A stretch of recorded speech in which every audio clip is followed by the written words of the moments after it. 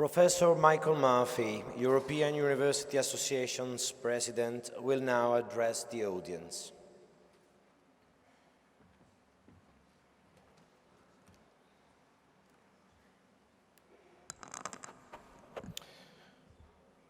Rector Magnificus, Francesco, Minister, students, and colleagues. The declaration we've heard about was signed here at a time of optimism, of economic growth, of European integration, 10 years after the fall of the Berlin Wall. And the ambitions were lofty, prescriptions were practical, and targets were clear. And we can look back at this celebration and take pride in what's been achieved, because Europe is vastly different today from 20 years ago. In Paris last year, the ministers issued a communiqué stating that we have built something unique, a European higher education area in which goals and policies are agreed at European level and implemented in national systems and universities, where governments, higher education institutions, and stakeholders shape higher education together, and demonstrating that joint effort and dialogue can achieve much.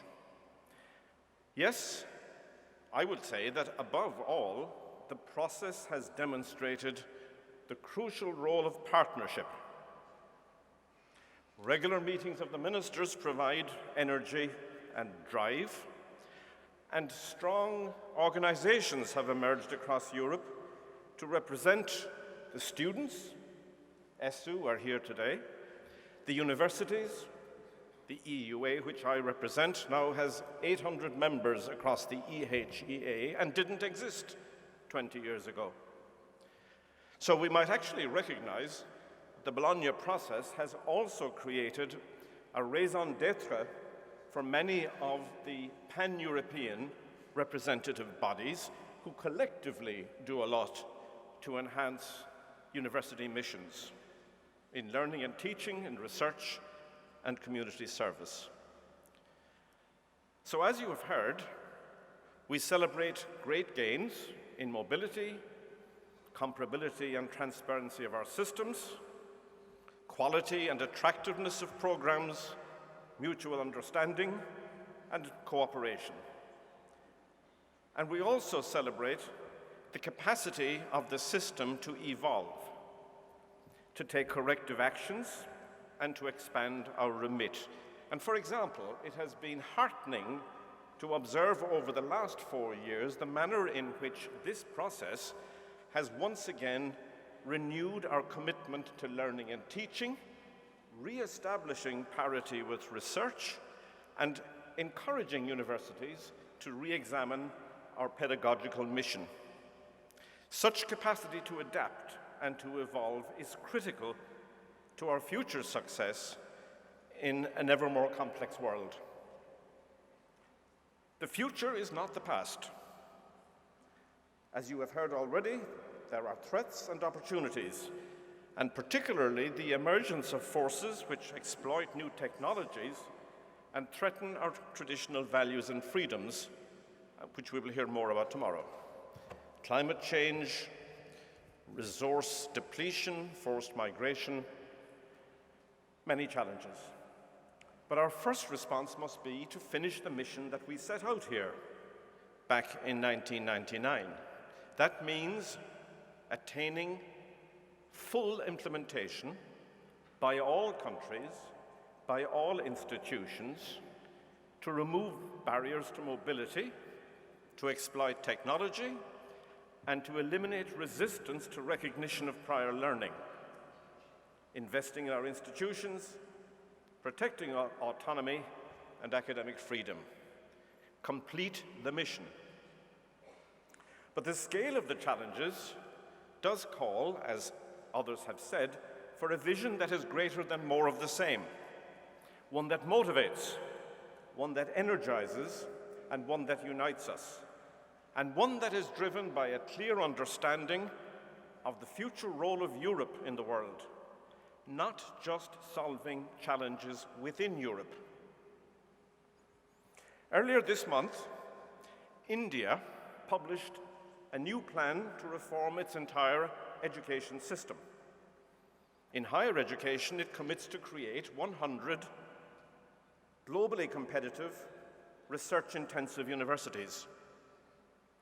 China, by my estimate, is spending the equivalent of 10 billion euros over 5 years on 42 campuses in its double first-class universities program, designed to compete with the United States for economic supremacy. And in the United States, 2 of their universities have published data to demonstrate that the annual revenues of corporations formed by their alumni or students equal the 10th and 11th largest economies in the world. Just 2 universities. And American companies, many spawned by those universities, buy up almost half of our spin-outs in European universities, harvesting the benefits of European taxpayer investment in research. Now, this was fine when the United States was largely a demographic mirror of Europe, and both continents were ideologically in step with the same liberal value system and committed to openness, multilateralism, and deep cooperation. Can we take this for granted in the coming decades, or should we have to adjust our plan?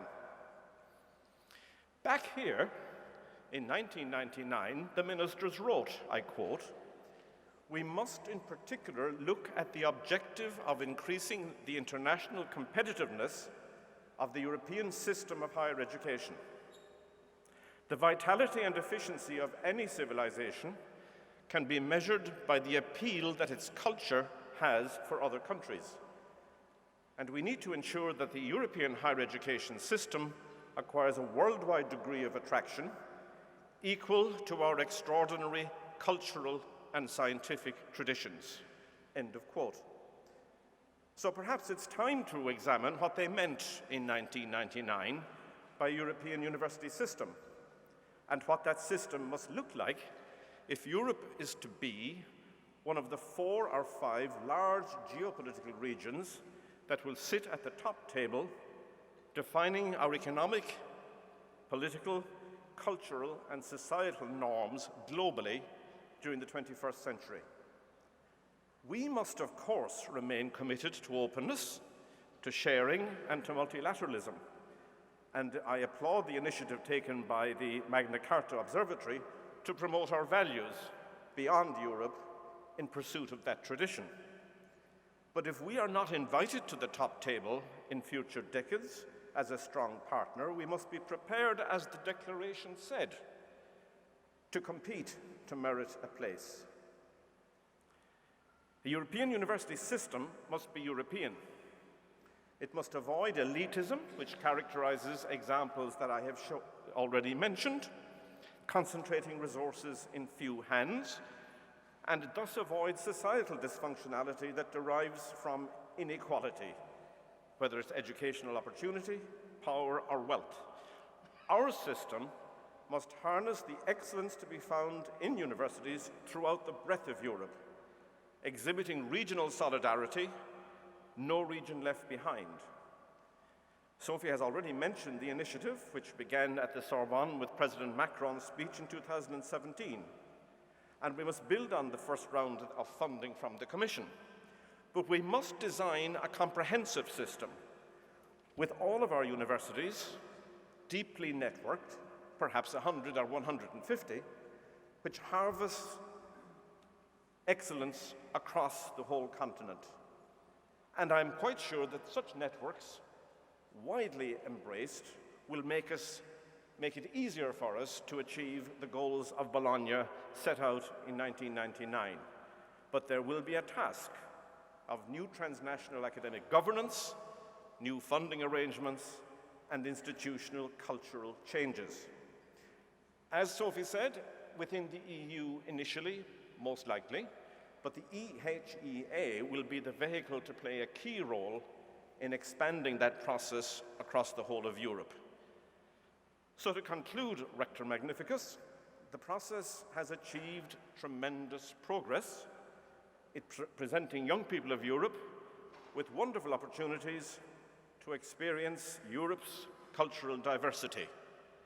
It has planted a European identity in the new generation, and it has created a higher education identity for Europe, which is witnessed by non-European members of this audience.